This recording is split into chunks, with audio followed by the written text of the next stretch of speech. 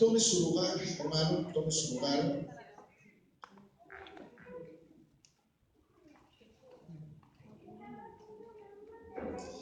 Aleluya, gloria a Dios.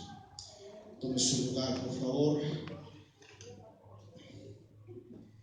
Aleluya. Bueno, ya hace algunos miércoles atrás hemos estado hablando acerca de restaurar la unidad en la iglesia, en el cuerpo de Cristo. Y vamos a retomar ese punto, amén, porque Cristo viene pronto. Aleluya, Cristo viene pronto, amén. Y dice la Escritura que cuando Él, ¿sí me escucha? No me escucha bien ahí, ¿verdad? ¿Ok? Sí. Ok, ¿ahí me escucha bien? Ok. Cristo viene pronto y la Escritura dice que Él vendrá por Él mismo. Eso lo dicen los evangelios. Él vendrá, dice, y vendré por mí mismo. Eso no significa que Él venga porque quiera. Cuando dice que Él vendrá por sí mismo, es porque Él viene por una iglesia que se parezca a Él. Entonces, cuando la iglesia se parece a Él, amén, cuando la iglesia lo manifiesta a Él, entonces ahí se cumplirá la palabra que dice que Él vendrá por sí mismo. No sé si usted me está entendiendo. Vuelvo a repetir, cuando dice que Él vendrá por sí mismo, no es que Él venga porque Él quiera, amén, porque así se podría interpretar cuando decimos que Él vendrá por sí mismo. No, la interpretación correcta no es que Él vendrá porque Él quiera, sino que Él viene a recogerse a sí mismo. Él viene a llevarse a sí mismo. Él viene por una iglesia entonces que se parezca a Él. Él viene por una iglesia que lo modele a Él. Él viene por una iglesia que lo manifieste a Él. Él viene por una iglesia que lo viva a Él. Él viene por una iglesia que lo disfrute a Él. Amén. Y una característica que tiene el Señor Jesús es que Él está unido con el Padre y Él está unido con el Espíritu. Por lo menos hasta ahorita no hemos conocido o no nos ha llegado la noticia por ningún lado que el Hijo se rebeló contra el Padre. ¿Sí? No nos ha llegado el heraldo del cielo a decirnos extra, Jesús se rebela contra el Padre y contra el Espíritu. No hay tales noticias. Amén. De hecho, Jesús, el Padre y el Espíritu guardan una completa unidad. Son una unidad indisoluble. Son una unidad que no se puede fragmentar. Amén. Entonces, una de las características principales que tiene Jesús es la unidad con el Padre y la unidad con el Espíritu. Por eso es que la Biblia, la palabra del Señor, manifiesta o revela una Trinidad. ¿Sí? Otra forma de llamar Trinidad es la triunidad de Dios. Trinidad o triunidad son exactamente lo mismo, aunque la palabra más correcta es la palabra triunidad. Amén. O sea, no estamos hablando de tres dioses, estamos hablando de un solo Dios, pero ese solo Dios es una unidad. Él es el Elohim, amén, el Padre, el Hijo y el Espíritu Santo como una unidad. Entonces, esa es la característica fundamental que Jesucristo vino también a expresar. Podemos mirar esto en los evangelios. Cuando el Señor Jesús dice que Él no hace nada sin primero haberlo visto del Padre. Amén. Eso habla que Jesús está unido al Padre aún en el trabajo que Él hacía y que Él realizaba en la tierra. El Señor Jesús habló de su dependencia del Espíritu. Dice, lo que ustedes ven que yo hago, yo no lo hago si no es que el Padre lo hace junto conmigo. Cuando dice también, yo trabajo porque hasta ahora mi padre trabaja. Todo eso está hablando de unidad. Cuando él dice nadie viene al Padre, nadie va al Padre sino, mejor dicho, nadie viene al Padre sino por mí. Fíjese, ahí no dijo nadie va al Padre. Él dijo nadie viene al Padre. ¿Cómo que nadie viene? Pues el que está hablando es el Hijo.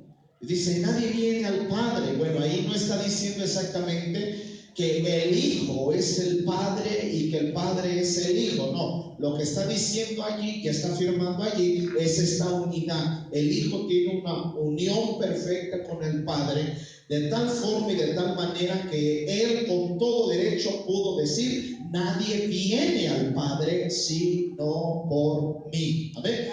Entonces, una característica o la característica más grande del Señor Jesús es que Él se mantiene en completa unidad con el Padre y en completa unidad con el Espíritu. Si Cristo viene pronto y viene a recogerse a sí mismo, estamos hablando que la iglesia tiene que reproducir la característica fundamental que tiene Jesús.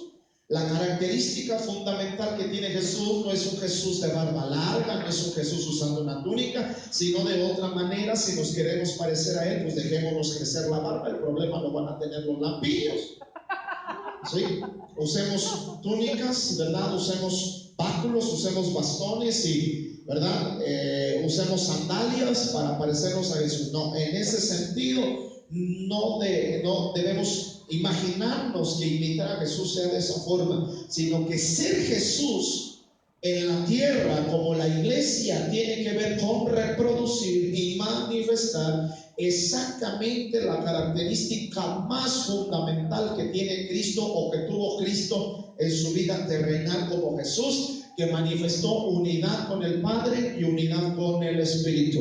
Por lo tanto, podemos decir que Cristo viene por una iglesia en unidad. Cristo viene por una iglesia que es una sola iglesia, una sola fe, un solo pensamiento, un solo bautismo, un solo Señor, una sola palabra, un solo cuerpo en Cristo Jesús. Denle ofrenda de palmas al Señor, hermano. No, usted y yo no deberíamos, escuche, usted y yo no deberíamos, ni por aquí nos debería de pasar, pensar que si Cristo viene ahorita, yo me voy con Él, pues nada más así porque sí. Porque la salvación exactamente no tiene que ver con el pasarnos. Esto va a parecer herejía, y yo sé que los que están improntados con la religión, ahí van a... ¿sí? Pero ser salvo va más allá de creer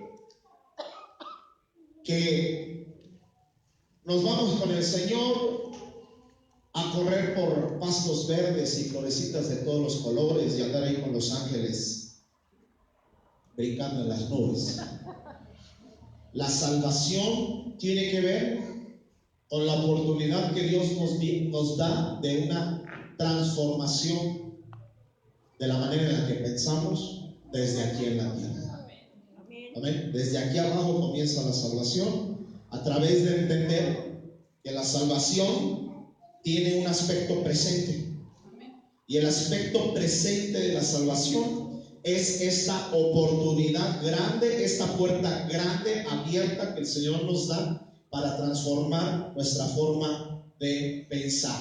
Ya que nos vamos con Él, hermano, a andar ahí con los angelitos brincando en las nubes, eso ya es un regalo extra.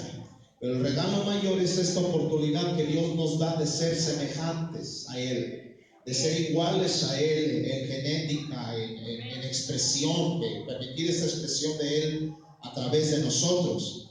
Entonces todo el mundo hoy tiene la mira en el aspecto futuro de la salvación. Todo el mundo está diciendo, las profecías se están cumpliendo, Cristo viene pronto, los temblores, los terremotos, los rumores de guerra, gloria al Señor, Cristo viene pronto por nosotros. Ellos están, hermanos, su mente está colocada en el aspecto futuro de la salvación. Pero el aspecto futuro de la salvación depende del aspecto presente de la salvación que tengamos hoy. Amén. Entonces, muchos tienen como que una mente de fakir. Y la mente de fakir es aquella que quiere ser escapista, hermano. Ya que Cristo venga y nos libre de este mundo horroroso, tenebroso, que está a punto de separarse y dividirse Baja California de México por la falla de San Andrés. O sea, ya vámonos con Cristo. ¿Cómo deseo estar ya con el Señor? Alabado sea el Señor, hermanos. Cristo viene por nosotros. Decimos amén, pero eso es la parte, el aspecto futuro de la salvación. La pregunta aquí es: ¿cómo estás en el aspecto presente de la salvación? ¿Amén? ¿Estás viviendo la salvación ahora mismo? Tenemos que aprender a vivir la salvación ahora mismo. Que dijimos que el aspecto presente de la salvación es la oportunidad que Dios nos ha dado en Cristo de transformar nuestra mente de tal forma y de tal manera que seamos, hermano, expresión de este Cristo aquí en la tierra. Ese es el aspecto presente. El aspecto futuro depende del aspecto presente que hoy tengamos. Amén. Entonces, no estoy negando que Cristo viene. Yo le acabo de mencionar que efectivamente Cristo viene y gloria a Dios por eso.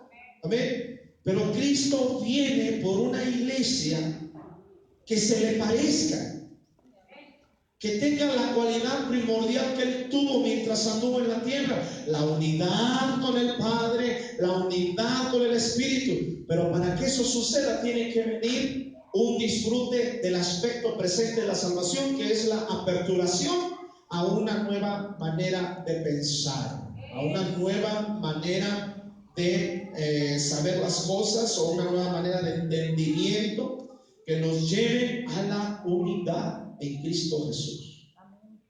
Hay muchos que dicen: a mí yo vengo a escuchar cómo es que Dios me va a ayudar en mis problemas. Yo no vengo a escuchar si Dios nos quiere unidos o si no. Yo quiero que me enseñen ahorita yo qué hago con este problema.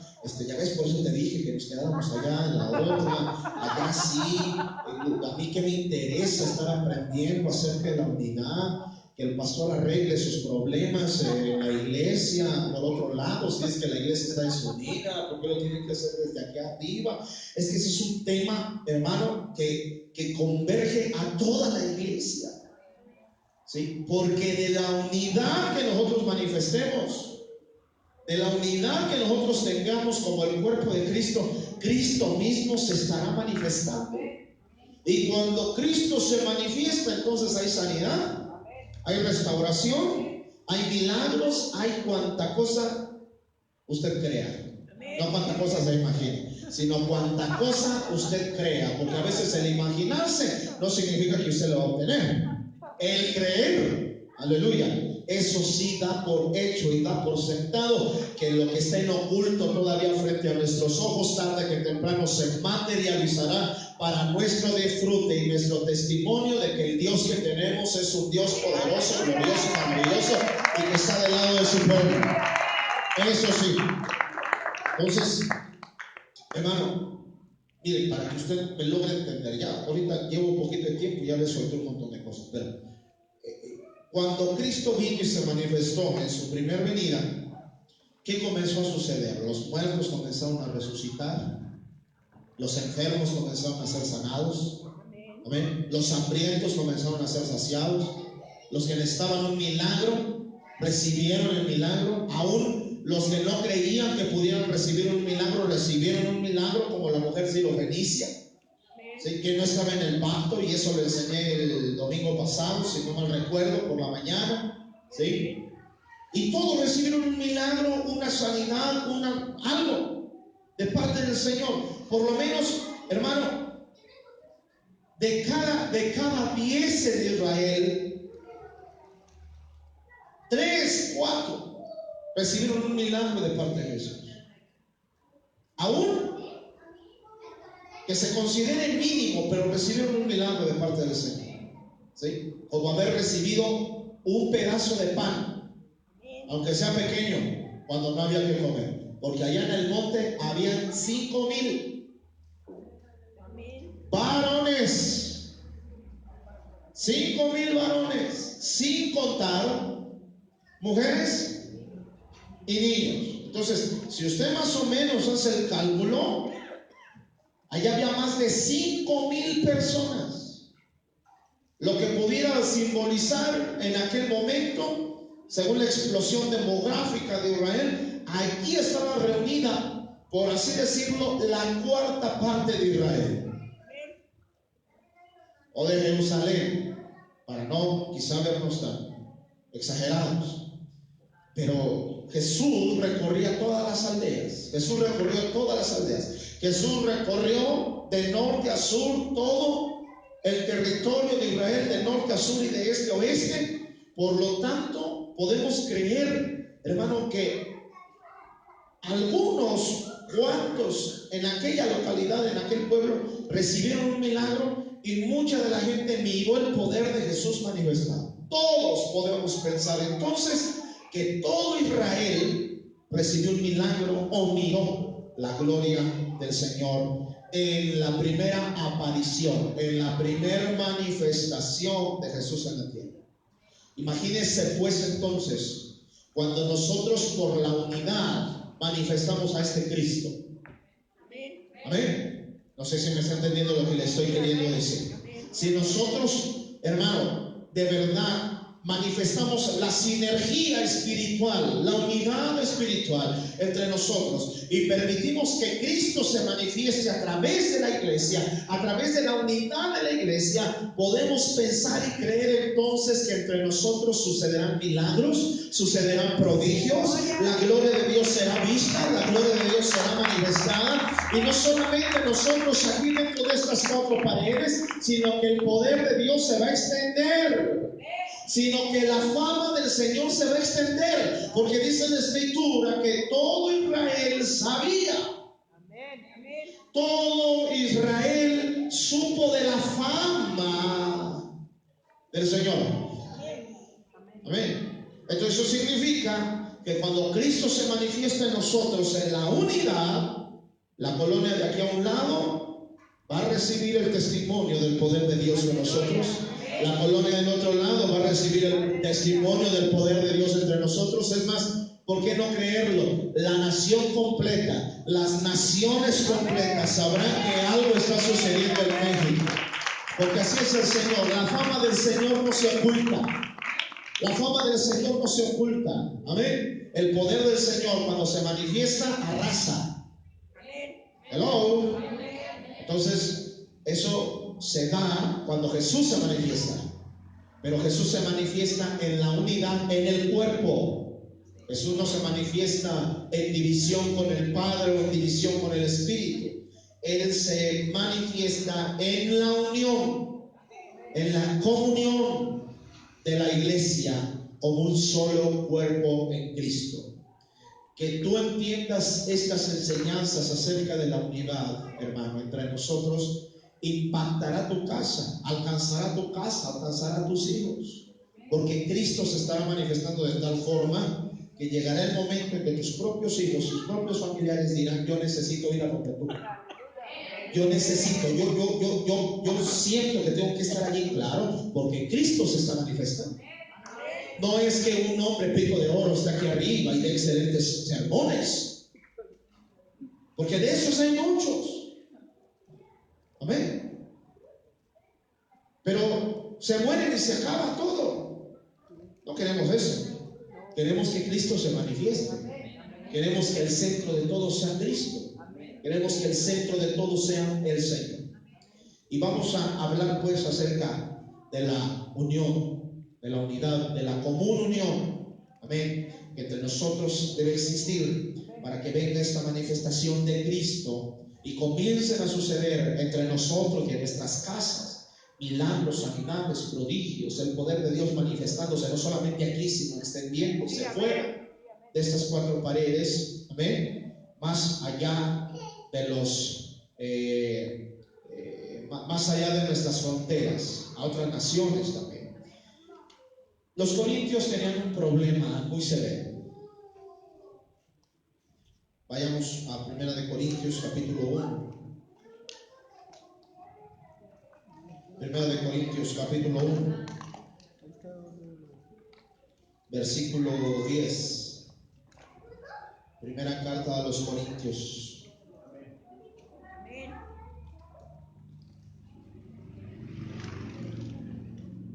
Amén. Primera carta a los Corintios capítulo 1, verso 10. Dice: os ruego pues, hermanos, por el nombre de nuestro Señor Jesucristo, que habléis todos una misma cosa, y que no haya entre vosotros divisiones, sino que estéis perfectamente unidos en una misma mente y en un mismo parecer. Porque he sido informado acerca de vosotros, hermanos míos, por los de Chloe, que hay entre vosotros contiendas. Quiero decir que cada uno de vosotros dice: yo soy de Pablo, yo soy de Apolos, yo soy de Cefas y yo de Cristo.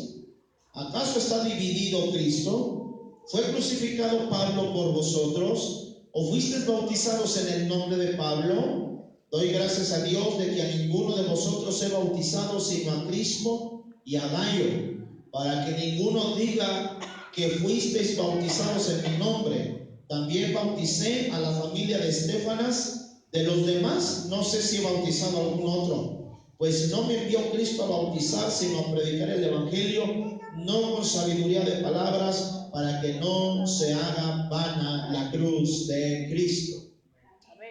Pablo está hablando aquí que los corintios tenían un problema. El problema de los corintios es que estaban divididos. Estaban divididos. Estaban en desunión.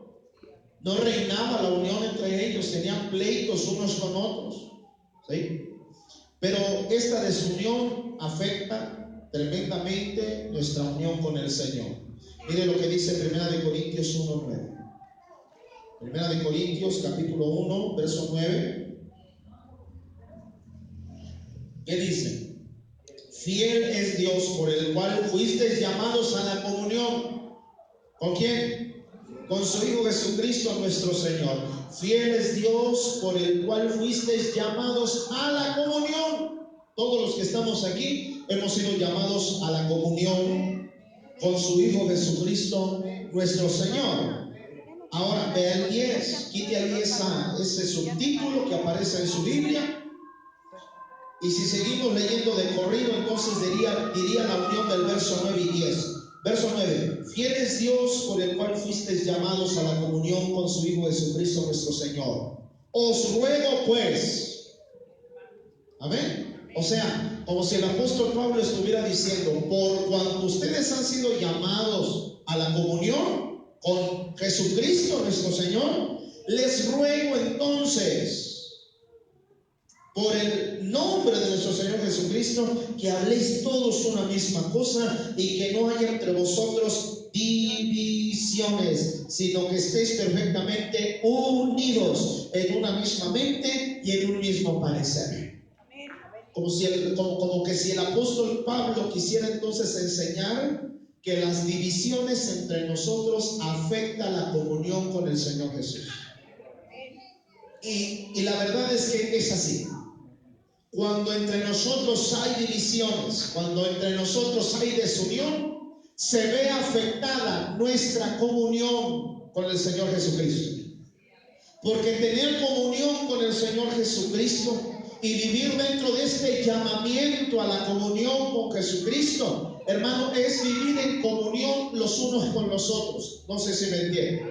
O sea, esto no significa que aquí yo pueda estar en división contra todos, pero yo en mi casa tengo comunión con el Señor Jesús.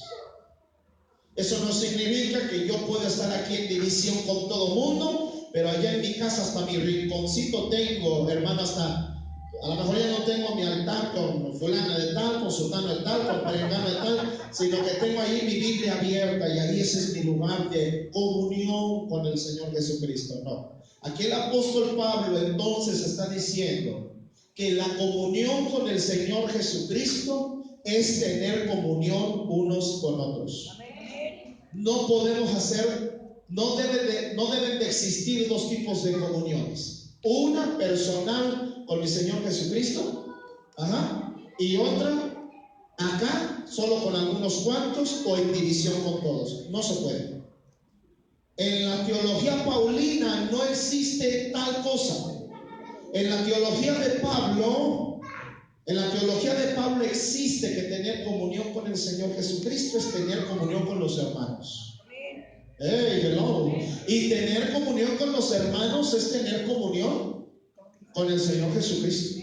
Amén. Entonces, queda claro allí el verso 9 y el verso 10. Fiel es Dios por el cual fuisteis llamados a la comunión con su Hijo Jesucristo nuestro Señor. Os ruego entonces, les ruego pues, hermanos, por el nombre de nuestro Señor Jesucristo, que habléis todos una misma cosa y que no haya entre vosotros divisiones, sino que estéis perfectamente unidos en una misma mente y en un mismo parecer. Pero entienda que este es un llamado.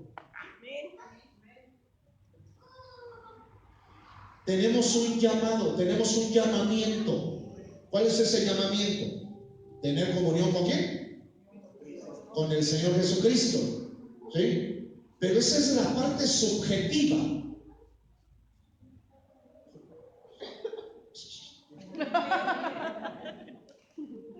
De repente veo que un ojo se va para acá y así como que ¿qué? ¿Cómo estuvo? El llamamiento a la comunión con el Señor Jesucristo es subjetiva, pero la parte práctica, para que usted logre entender, la parte práctica de este llamamiento a la comunión con el Señor Jesucristo es la comunión entre nosotros. Por eso es que le digo que para el apóstol Pablo no existe que tú por tu lado tengas tu comunión con el Señor Jesucristo y estés mal con todo el mundo en la congregación. No puede ser. En la mente de Pablo, en el espíritu de Pablo, no puede suceder eso. Es más, déjeme decirle que creo que ni en la mente del Señor Jesús mismo. Porque fíjese lo que dice: cuando tú vienes al templo, claro que le está enseñando allá a los judíos, ¿no? Pero es la mente del Señor Jesús. Cuando tú vienes al templo y traes tu ofrenda, ¿qué dice?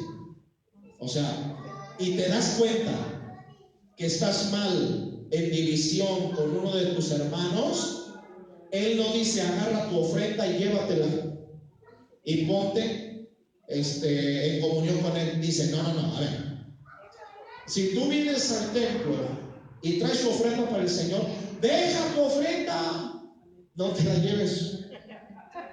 Deja tu ofrenda. A veces es lo que nosotros como pastores también decimos, y usted sale enojado. Entonces usted también se debería de enojar con el Señor porque fue lo que enseñó. Cuando vengas al templo, traigas tu ofrenda, pero cuando la vas a ofrecer, te das cuenta que estás mal con tu hermano, deja tu ofrenda. No la ofrezcas, déjala, no la ofrezcas, pero déjala. Sal, reconcíliate con tu hermano y después ven, toma tu ofrenda y entonces ahora sí, ofrécela. ¿Se da cuenta cómo el pensamiento de Pablo es idéntico, igual al pensamiento del Señor Jesús? ¿Sí? Porque el Señor Jesús pudo haber dicho: vienes al templo, traes tu ofrenda, te das cuenta que estás mal con tu hermano, ay, que te importe poco tu hermano, tú ven, trae tu ofrenda, ofrécela y ya, gloria a Dios, estás bien con el Señor. No.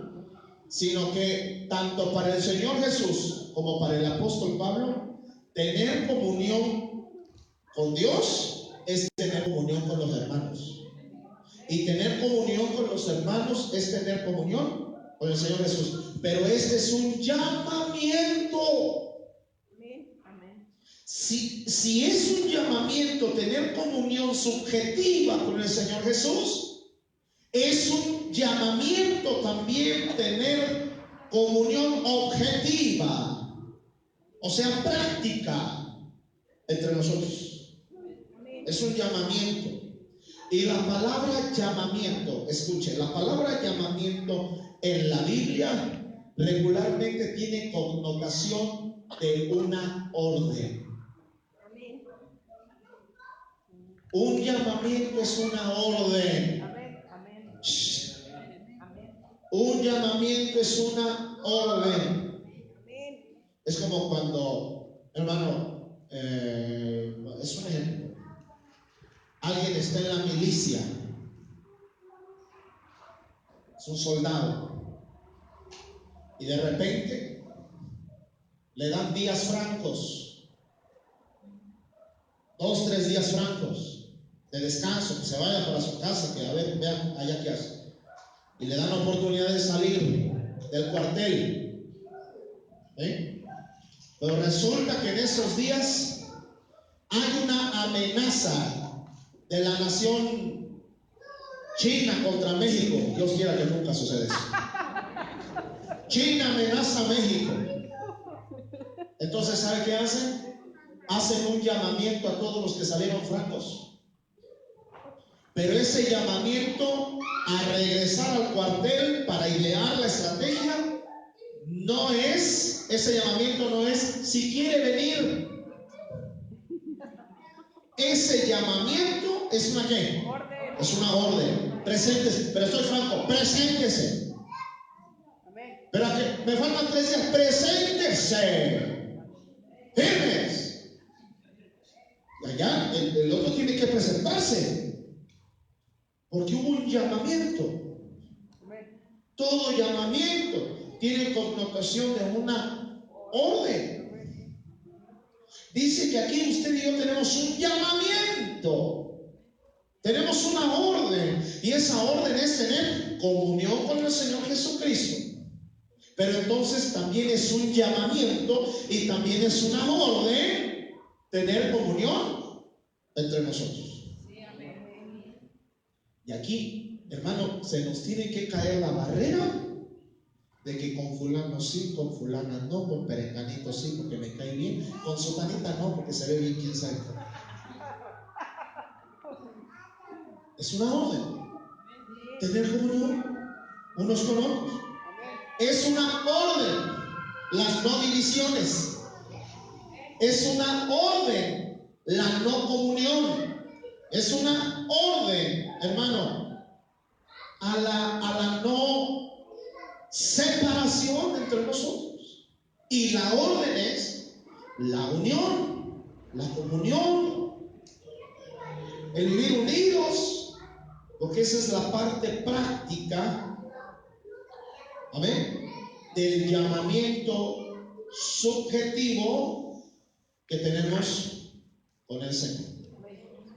Amén. Entonces, si se fijan cómo sí se afecta, o sea, cuando usted está mal con alguien aquí, sí se ve afectada la comunión, el llamamiento a la comunión que tenemos con el Señor. Aunque tú no lo sientes, es que yo lo siento. No, hombre, al contrario, pastor, cada que yo en mi casa, yo puedo estar mal aquí con todo el mundo, pero yo llego a mi casa y me pongo a orar y tengo comunión con el Señor. Bien, mira qué bonito, yo siento la presencia de Dios aquí. ¿Sí? No, hombre, yo percibo al Señor aquí junto conmigo. Y a veces porque pasa eso, pensamos que podemos estar mal aquí entre nosotros, amén, aunque sigamos sintiendo bonito. No necesariamente quizás sea el Señor, o quizá también sea el Señor ahí contigo, pero eso no significa que estemos haciendo las cosas bien. Estaba Elías allá escondido porque Jezabel lo estaba persiguiendo. Estaba en una cueva. ¿Estaba haciendo lo correcto? No, había huido. Pero Dios se presentó allí en el sitio apacible. ¿Sí? Y Elías lo percibió, lo sintió. Hasta se le enchinó el pellejo, hermano. Los pelos del cuerpo se le erizaron. Ay, el Señor, se siente la presencia del Señor. No, pues entonces este es el lugar en el que tengo que estar. Estoy haciendo las cosas bien. No es así. ¿Amén? Entonces, en nuestra comunión subjetiva podemos sentir bien bonito. Podemos sentir allí la presencia del Señor, gloria al Señor, pero eso no significa realmente, hermano, que el Señor esté de acuerdo en lo que estamos haciendo, sino que Él nos quiere llevar más allá del sentir a escuchar. Y yo creo que lo primero que el Señor nos diría es: deja tu ofrenda, no la ofrezcas, déjala, y ve y ponte la mano con fulano, con sutana, con perengano. Amén. Den una ofrenda de palmas al Señor.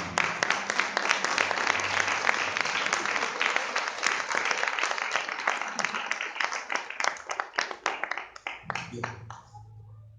Entonces los corintios tenían este problema. No, yo soy de Pablo, yo soy de Pedro, yo soy de Apolo, y otros hasta acaban diciendo yo soy de Cristo, o sea, así como que wow, ¿no? Nosotros somos más. No, yo de Cristo. Y dice Pablo: Pedro no murió por ustedes, Apolo no murió por ustedes, yo no morí por ustedes. El problema grande que tenían los corintios era la división, la desunión entre ellos. Y Pablo en esta carta, entonces, lo que él va a tratar es de solucionar ese problema de división. Y en toda la carta, Pablo habla de tres cosas importantes. En toda la carta, 3 puntos tocó Pablo en toda la carta. Por lo tanto, podemos creer que el apóstol Pablo, como que en la licuadora puso 3 cosas: 1, 2, 3. Un licuado que era un antídoto contra la división de los corintios. ¿Cuáles eran esas 3 cosas? Número uno, la autoridad apostólica. La autoridad apostólica. ¿En dónde se miró la autoridad apostólica de Pablo?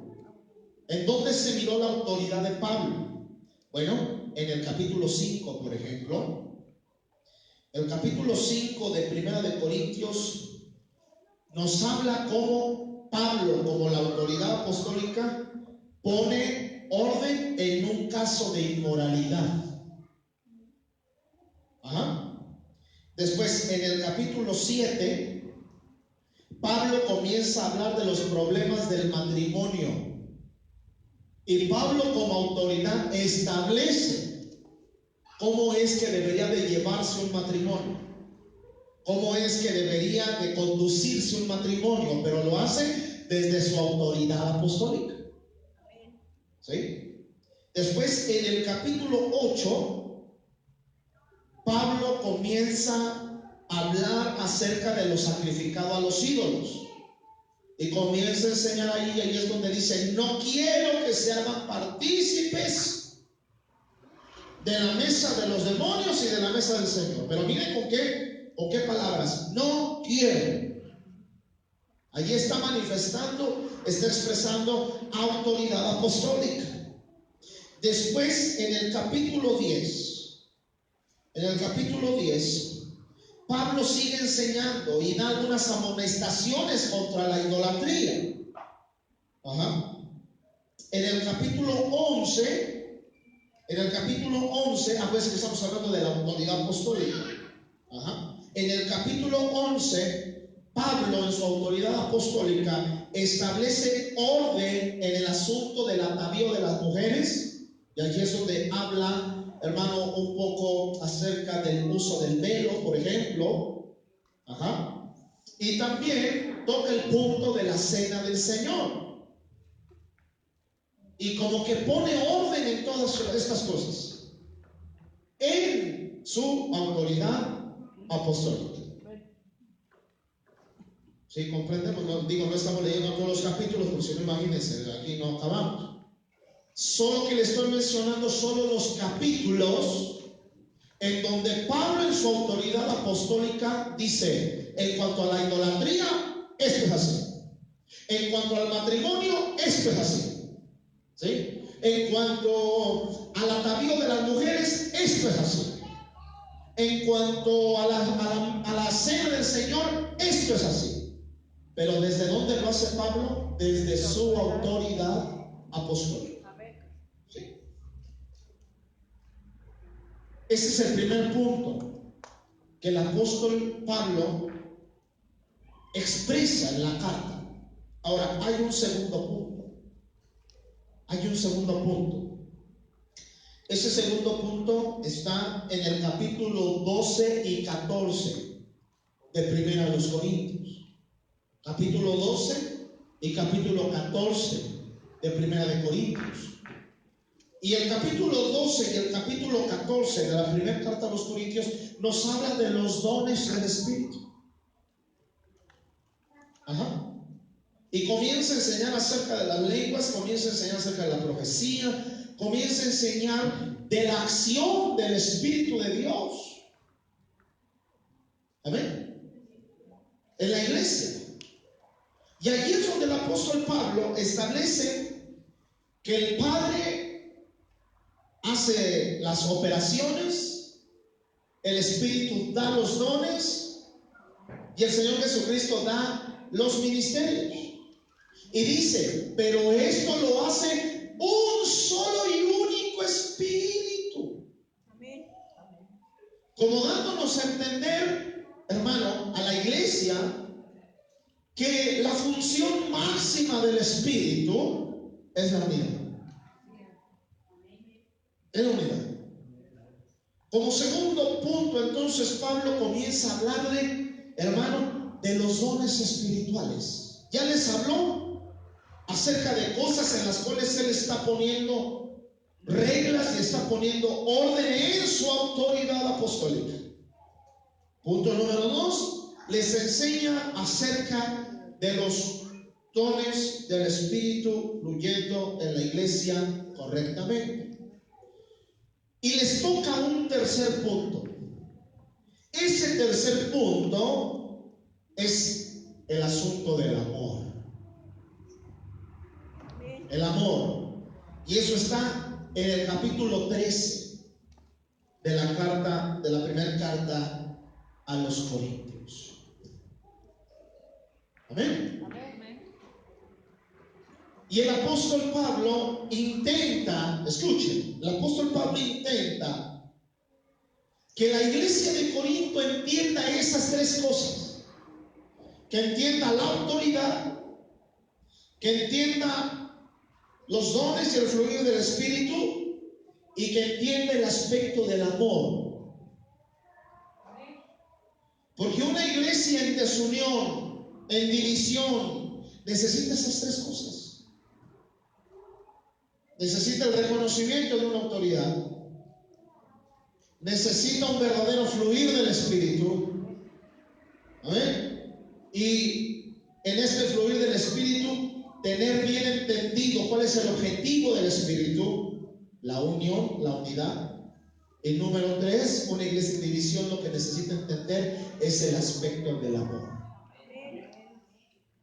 El apóstol Pablo estaba completamente seguro, escuchen, cierto, de que el problema de división de la iglesia de Corinto se iba a terminar y se iba a acabar en medida que la iglesia de Corinto fuera entendida de estas tres cosas.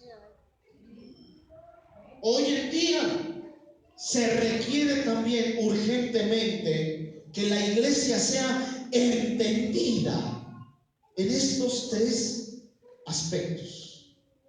Pero ¿sabe qué? La iglesia de hoy tiene el mismo problema que la iglesia de Corinto.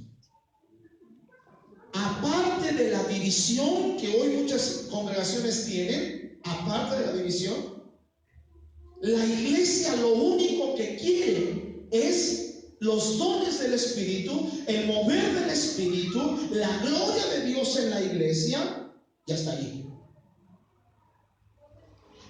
Pero no quieren tener nada que ver con el aspecto de la autoridad y el aspecto del amor. De hecho, cuando el apóstol Pablo comienza a escribirle a los corintios, les dice: yo me gozo y me alegro de que ustedes abundan en los dones. Pero no les dice que abundan en el entendimiento de la autoridad, ni que abundan en el entendimiento del amor.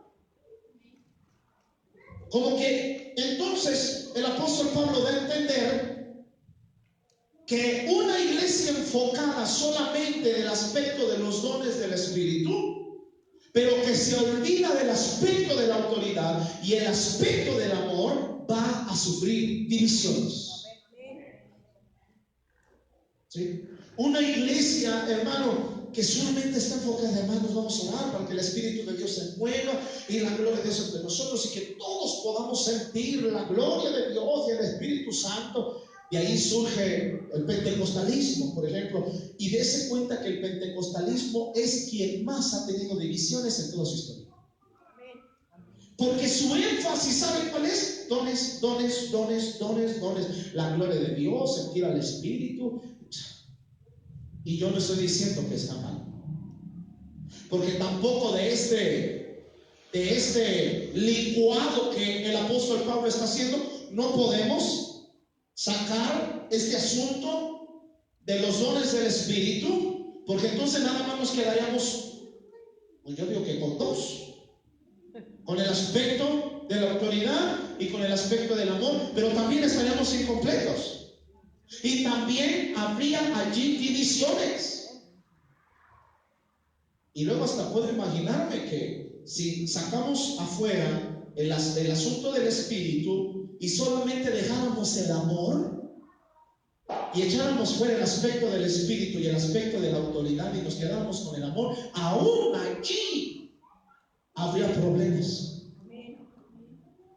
Porque en la perspectiva del apóstol Pablo, la unión de la iglesia depende de las tres cosas. No de una sola, no de dos, sino de los tres menjurjes que le puso al antídoto contra la división. Por eso es que no podemos, usted y yo no podemos decir, es que deberíamos de ser una iglesia de mucho amor. Amén. Oiga, si usted está buscando una iglesia de puro peace and love, peace and love, peace and love, peace and love, puro amor, puro amor, puro amor, puro amor, puro amor, allí va a haber problemas. ¿Por qué? Porque el apóstol Pablo no dijo que puro amor. Él también dijo que autoridad y dones del Espíritu. Tampoco podemos decir, hermano, una iglesia en donde puro Espíritu Santo, dones del Espíritu, sentir bonito, sentir la gloria de Dios. Porque habría problemas. Y no podemos decir que, hermano, una congregación solamente necesita pura autoridad, autoridad, autoridad, autoridad, porque también habría problemas. Necesitamos las tres. Amén. Las tres cosas. Pero vuelvo a repetir, la iglesia de hoy está como la de Corinto. No solo con divisiones, sino solamente queriendo el aspecto del Espíritu. Además, hay hasta gente que se va de las congregaciones porque acaban diciendo, es que ya no se siente el Espíritu. Pues es que lo que usted quiere nada más es Espíritu. Lo único que usted quiere es dones nada más. Mire, y la gente es feliz cuando se habla de los dones del Espíritu, porque le interesa el aspecto de los dones. Quien nunca saca el cuaderno cuando se habla del Espíritu, todo lo quiere anotar, todo lo quiere tener registrado. Aleluya. Ahí no estamos mirando el reloj a ver a qué hora está acabando la reunión. Este hombre ya se tardó. ¿Qué piensa? ¿Quién se cree? Porque es un tema que te agrada, es un tema que te gusta. Pero cuando tocamos el aspecto de la autoridad,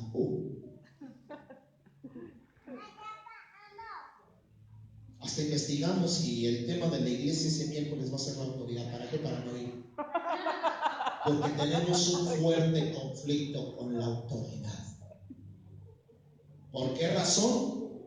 Por cosas de tu infancia, de tu adolescencia, de tu juventud, que no has solucionado en cuanto a la imagen de autoridad en casa.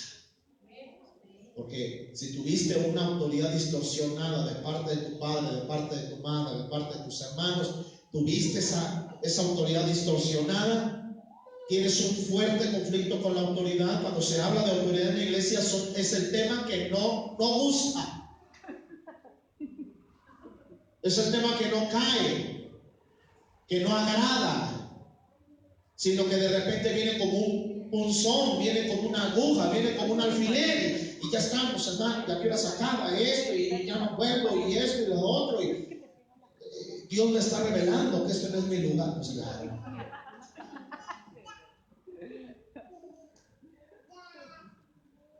¿Entienden?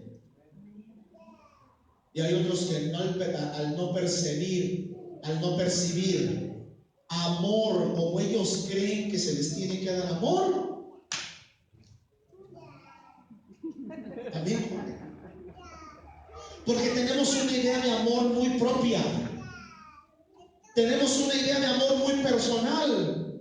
Pero es que en la iglesia no vale tu pensamiento que tengas en cuanto al amor. El pensamiento que debe de regir la iglesia, el pensamiento que tiene que tener la iglesia, es el pensamiento o el estilo de amor a la forma de Dios, al estilo de amor, porque al final de cuentas Él es la fuente del amor. Aleluya. Él es el amor mismo. Por lo tanto, no debería de regirnos nuestro concepto personal de amor, sino el concepto divino de amor.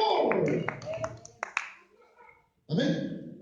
Congregaciones que se vacían. ¿Por qué? Porque cada uno tenía un pensamiento muy personal en cuanto al amor, en cuanto a cómo recibir amor y en cuanto a cómo dar amor.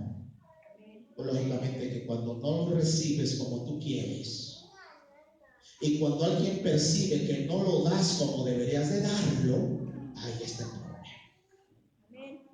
Usted y yo tenemos que cuadrarnos al pensamiento de Dios, a la idea original de Dios, al modelo original de Dios. Porque Dios siempre se mueve a través de diseños, Dios se mueve a través de modelos. Y esto obliga rotundamente a que usted y yo tenemos que tomar nuestros propios pensamientos, ideas, imaginaciones, o como creemos que tienen que ser las cosas, abortarlas, sacarla de nosotros, echarla a la basura, para que entonces el pensamiento de Dios venga a renovar la forma en la que pensamos de alguna o de otra cosa. Denle una vuelta de palmas, Señor.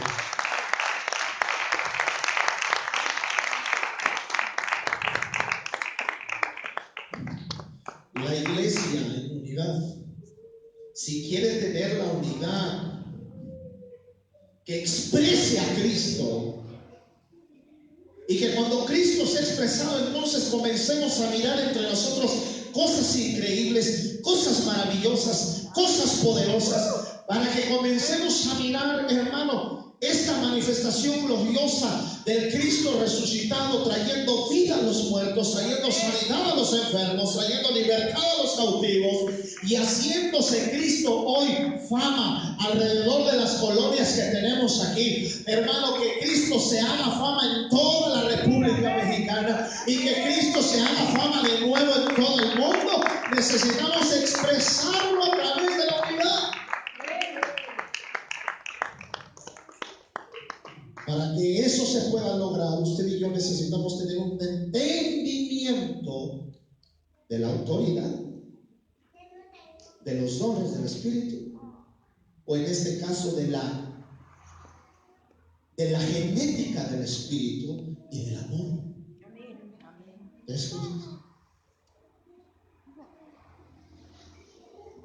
Usted no debería decir, hoy yo soy una persona llena de amor, pero rebelde a la autoridad.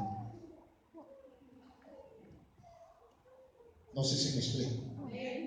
Usted no puede decir que es una persona llena de amor, pero carente de la genética del Espíritu. Usted no puede decir que usted tiene la genética del Espíritu, pero está carente de la expresión de amor y el rechazo de la autoridad. Usted no puede decir que es una persona en autoridad con la carencia de la genética del Espíritu y del amor práctico. Amén. Todo es junto con pegado aquí. Sí, amén. No podemos ser una cosa y no ser otra. Para que haya una unidad entre nosotros, como el cuerpo de Cristo, cada uno tiene que estar reproduciendo en sí mismo estas tres cosas. Amén. Entendimiento de la autoridad, entendimiento de la genética del Espíritu y entendimiento del verdadero concepto celestial y divino. Amén. Eso nos libraría de las divisiones. Eso nos libraría de estar unos contra otros. Eso, así de sencillo. Pero mire, si hablamos de orden de aparición de estas tres cosas que el apóstol Pablo está tocando para solucionar el problema de la división en la iglesia, yo sé que esto no le va a gustar, pero lo primero que el apóstol Pablo enseña es el aspecto de la autoridad. Yo le dije que no le iba a gustar, por eso no dijo amén. Es lo primero que el apóstol toca. Es más, cuando yo me enteré de esto, yo hubiera dicho, yo hubiera empezado por el amor. Hubiera empezado primero a enseñar amor. Otros dirían, primero hubiera empezado por el Espíritu. Y al final, es más, o ni siquiera el aspecto de la autoridad hubiera tocado, no. Es que, hermano, las tres cosas son importantes. Pero por orden de aparición y por orden como el apóstol Pablo le está enseñando, para el apóstol Pablo era fundamental el entendimiento de la autoridad. Y después menciona la genética del Espíritu. Algunos podríamos decir que el apóstol Pablo está manifestando herejía. ¿Cómo pone primero una autoridad apostólica? Porque ni siquiera es la autoridad de Dios de la cual está hablando. Es de su autoridad como ministro de la iglesia en su función apostólica. Ni siquiera está hablando de la autoridad de Dios, vuelvo a repetir, sino de su autoridad como una persona llamada, colocada y establecida como autoridad en la iglesia. Uy, hermano, pues todavía ya este fue el tiro de gracia para muchos. Porque todavía el apóstol Pablo estuviera hablando de la autoridad de Dios, pues no tenemos problema con la autoridad de Dios. Todo el mundo puede decir, no, yo estoy sujeto bajo el Señor, sí, el Señor es mi pastor, nada me faltará, en lugares de dedicar los pasos me hará descansar. Señor, yo estoy aquí, yo soy tuyo, tú eres mi Señor, mándame, ordéname, gobiérname, dime qué tengo que hacer. Con eso no tenemos problema. Con la autoridad de Dios no tenemos problema. Con lo que tenemos problema es cuando Dios toma su autoridad y la coloca en una persona para que esa persona sea la expresión práctica de su autoridad en la tierra. Allí es donde viene el jaque mate de muchos. Allí es donde viene la incomodidad de muchos. Usted tiene que tener mucho cuidado con aquellos que le expresan tener muchos dones del Espíritu. Usted tiene que tener mucho cuidado con aquellos que le expresan mucha unción del Espíritu. Usted tiene que tener mucho cuidado con aquellos que le modelan una persona pentecostal, pero que carece de entendimiento de la autoridad. Tengan cuidado. Tengan cuidado con aquel que le dice, es que yo tengo un don profético.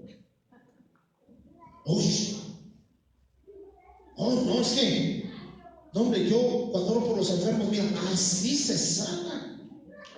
Usted no puede decir, no, hermano, no le creo. No, a mí se me ha presentado mucha gente que dice que yo soy esto, yo soy un profeta, yo soy un evangelista, yo soy un pastor, yo soy un maestro, yo soy un apóstol, tengo tal don y este es mi don, y no, hombre.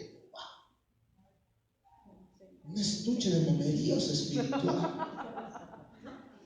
Pero usted comienza a observar su vida y lo primero que yo le pregunto, ¿quién es tu cobertura? ¿Quién es tu autoridad? Pastoral o apostólica, no sé. No. El Espíritu a mí me gobierna. Tenga cuidado. Mire que se lo estoy avisando con anticipación, Tenga cuidado.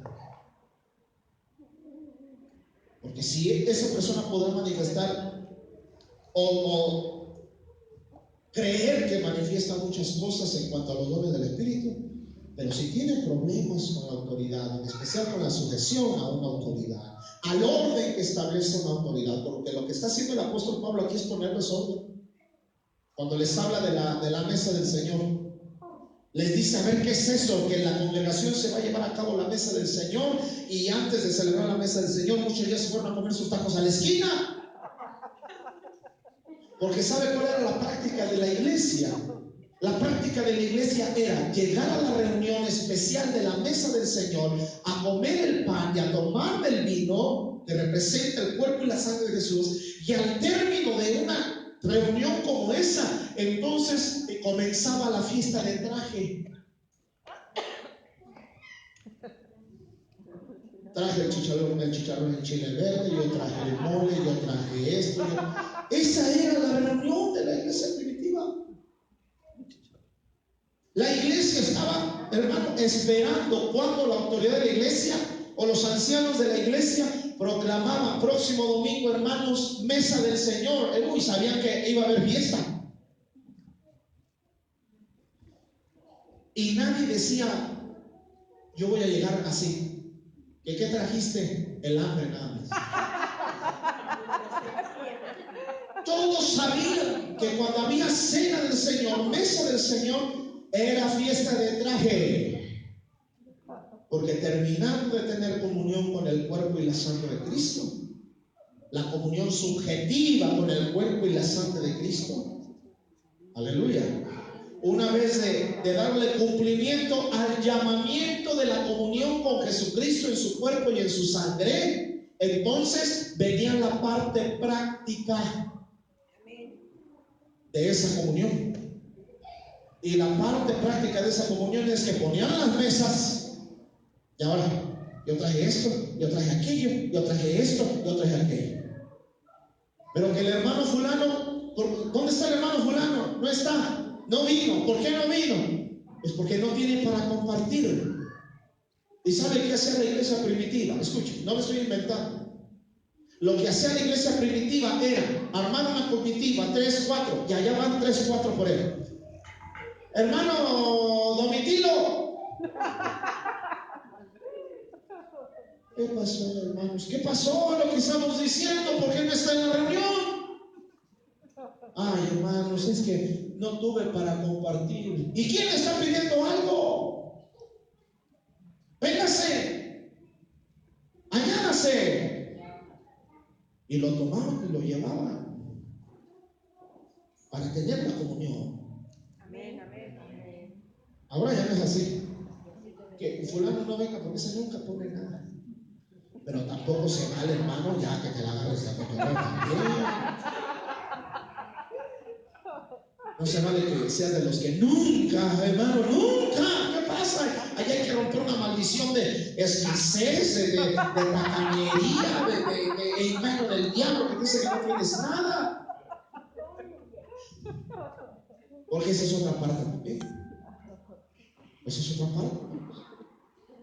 Amén. Entonces, usted tiene que tener mucho cuidado con ese tipo de personas súper ungidísimas, que si oran por ti te prometen que vas a encontrar trabajo, que si oran por ti, no, hombre, es no, o sea, ¿cuánto tiempo ha hablado su pastor? Conocido mucho tiempo, ya recibió está pidiendo, no hermano, no hermano, véngase conmigo. Véngase conmigo a ver que yo sí oro y usted va a recibir de inmediato lo que usted estaba buscando. Le dan una imagen de mucha unción, mucho Espíritu Santo, mucho respaldo de Dios. Pero usted le dice, ¿quién es tu autoridad? Pastoral, apostólica, no sé. ¿En dónde te.? No, yo no estoy de eso. Yo no estoy de eso. El Señor es mi pastor. Yo vivo bajo la autoridad del Señor. Mi cobertura es el Señor. Aleluya. No, pero ¿quién es su Padre espiritual? No llaméis a nadie en la tierra Padre, sino solamente al Señor. Estás malinterpretando, lee bien la Biblia, hermano. Ahí está hablando de los que alardeaban ser padres y no lo eran. Aquellos que obligaban a la gente a llamarles de tal forma, pero no estaban cumpliendo el rol. Y por favor le pido algo, no me meta en trenes, porque yo a nadie aquí le he obligado, absolutamente a nada. ¿Aló? ¿Sí? Algunos perciben una cosa, algunos perciben otra. Amén, está bien. ¿Sí? Entonces, ¿estamos entendiendo este punto, hermanos?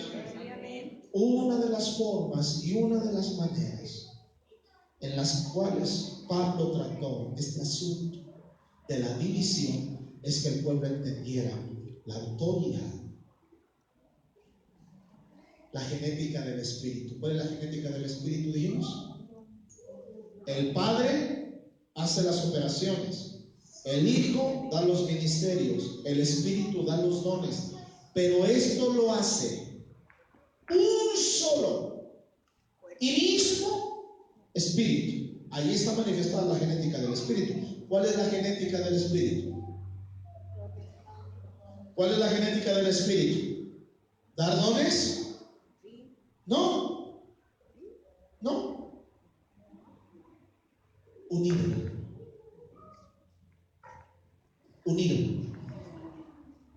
La unión, la comunión. ¿Quién es el que hace que el Padre y el Hijo tengan comunión? El Espíritu. Fíjese, está Jesús siendo bautizado. ¿Amén? Está Jesús siendo bautizado. Y cuando sale del agua, se oye una voz: este es mi Hijo amado. Pero mientras que está la voz, en medio del que fue bautizado, el Hijo, y en medio de la voz que se está oyendo del cielo, en medio está el Espíritu. ¿Cómo es que usted y yo podemos oír la voz del Espíritu? De la voz de Dios. Por el Espíritu.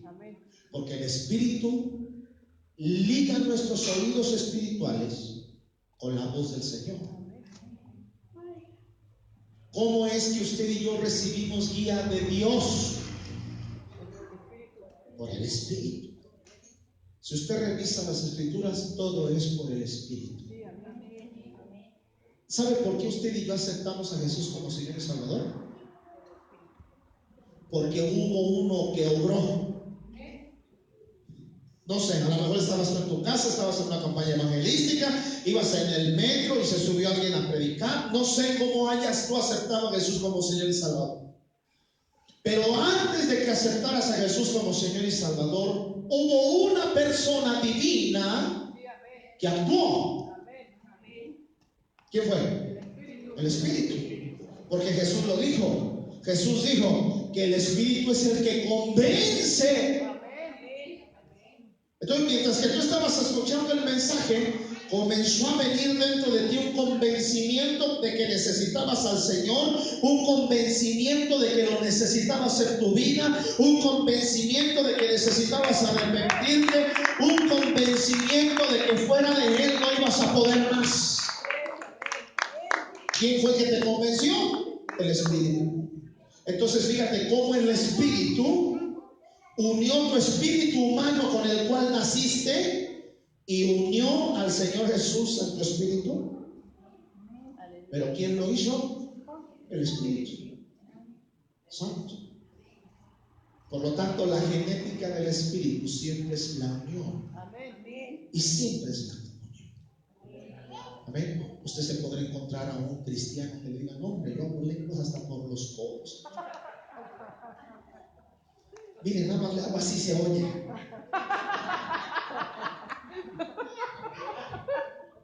No, hermano. Cuando me sueno la nariz, lo que sale son lenguas. No es otra cosa, son nombres, hermano. Yo por todos lados saco lenguas. Pero usted observa su vida y no vive en comunión con otros, como un llamamiento que se nos ha dado. No provee comunión, ni acepta comunión. Pues sí, podrás hacerle así muchas lenguas. Tú lo que tienes son dones, pero no genética. Y eso es crítico. Eso, allí tenemos que tener cuidado.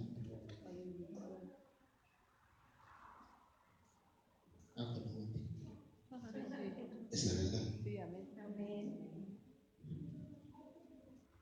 Jesús lo dijo: Padre, Señor, en tu nombre echamos fuera demonios. Señor, en tu nombre sanamos a los enfermos. ¿Ahí de qué están hablando ellos? De dones. En tu nombre hicimos esto, en tu nombre, en tu nombre, en tu nombre, en tu nombre, en tu nombre. Mira cuántas cosas hemos hecho en tu nombre. Apartaos de mí, hacedores de maldad.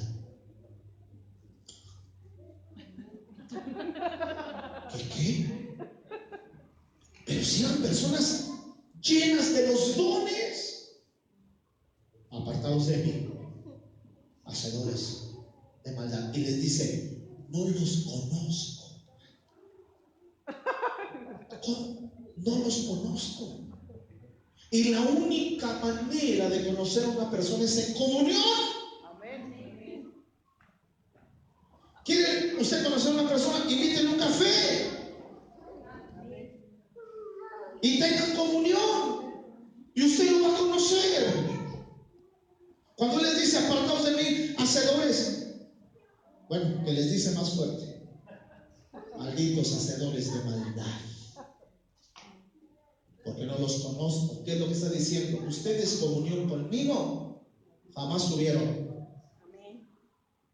Pero acuérdense que el llamamiento a la comunión tiene dos aspectos: el aspecto subjetivo, yo en el rincón con mi Señor, y el aspecto objetivo y práctico, que es la comunión entre nosotros.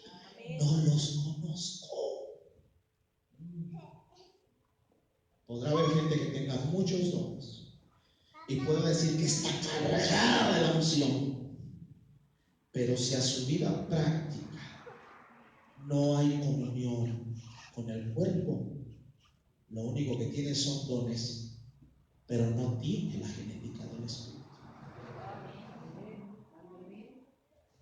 ¿El apóstol Pablo tenía dones? Claro. ¿Usted se acuerda que en una ocasión él iba caminando junto con Silas? Van caminando y por atrás le sale una muchachita. ¿Se acuerdan? Estos son hombres de Dios que predican la verdad. Estos son hombres de Dios que predican la verdad. Estos son hombres de Dios que predican la verdad. Y esa muchachita, hermano, anduvo detrás de ellos un montón de días. Y dice la palabra que en una de esas iban caminando y salió la muchacha. Estos son hombres de Dios que predican la verdad. Y dice la escritura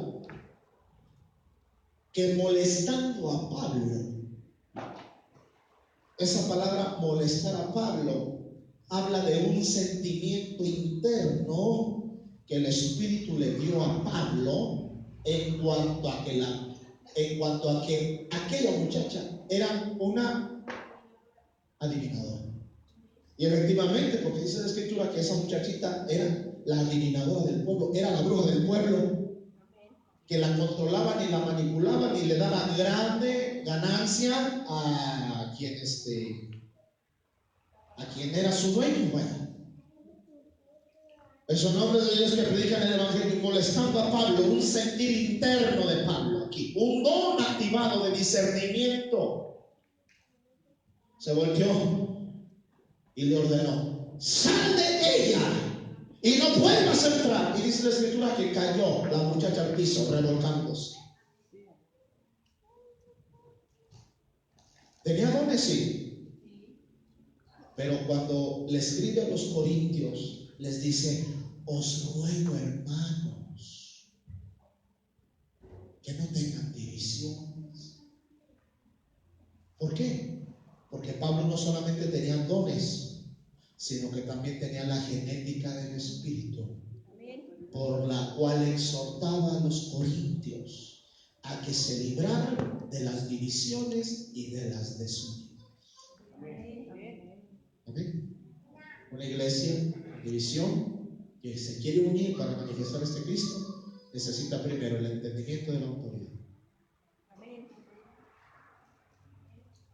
el entendimiento de la genética del Espíritu. Amén.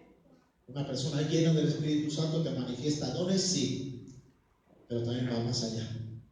Te manifiesta la genética del Espíritu. Procura la unión, procura la unidad, busca la unión, busca la comunión. No la impide. No, a ver, aquí yo pinto mi raya. Una persona llena del Espíritu no es eso.